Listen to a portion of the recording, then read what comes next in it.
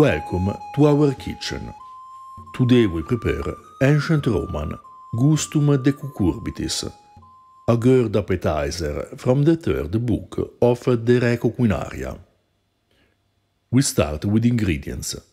We need gourds, garum, vinegar, grapes, black pepper, cumin, asafoetida, and rue. We peel the gourd and cut it into slices not too thin. Then we simmer it until tender. We cooked it for about 5 minutes. To prepare this recipe, we need long or bottle gourds, which belong to the genus Lagenaria.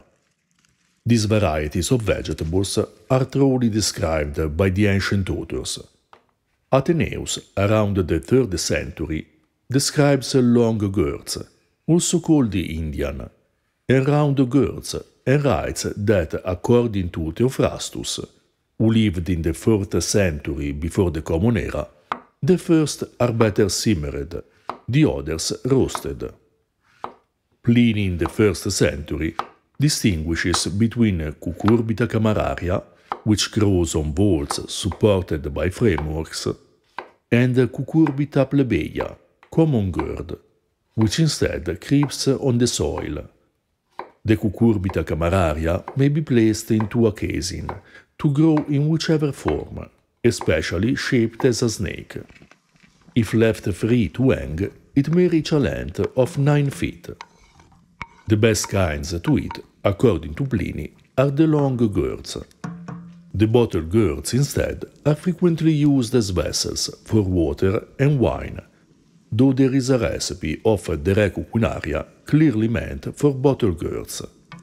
And the author doesn't specify which kind of gourd to use for the other recipes, so we may choose the variety we want. Pliny, as well as Columella in the 1st century and Palladius in the 4th century, believes that the difference in shape between long and bottle gourds depends on the part of the gourd the seeds are taken from. Though we know that they are two different plants, the seeds are identical, which explains the mistake of the ancient authors. Meanwhile, we prepare the sauce. We grind in the mortar the black pepper and cumin.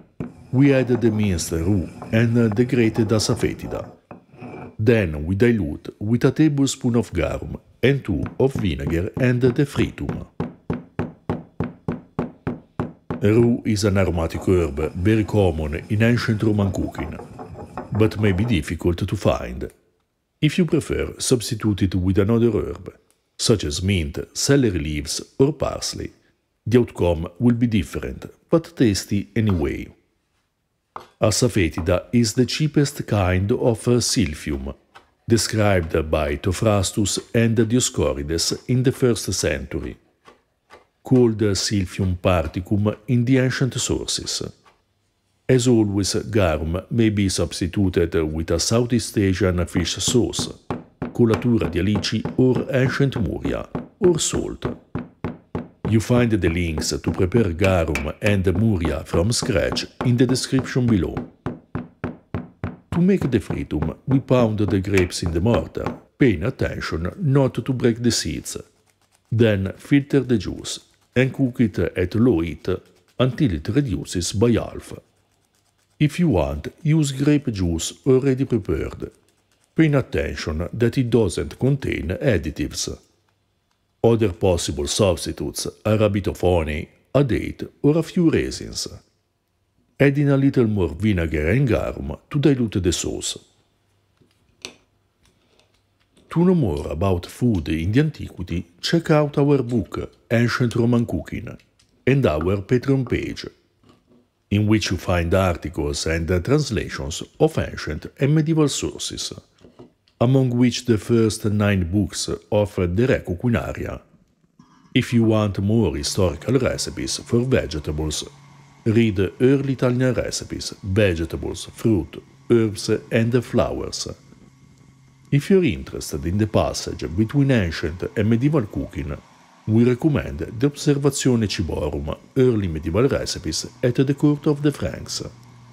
For information about late medieval cuisine, check out Libro della Cucina, Medieval Tuscan Recipes, with the translation of the cookbook, also known as Anonimo Toscano, and Registrum Coquine, a medieval cookbook.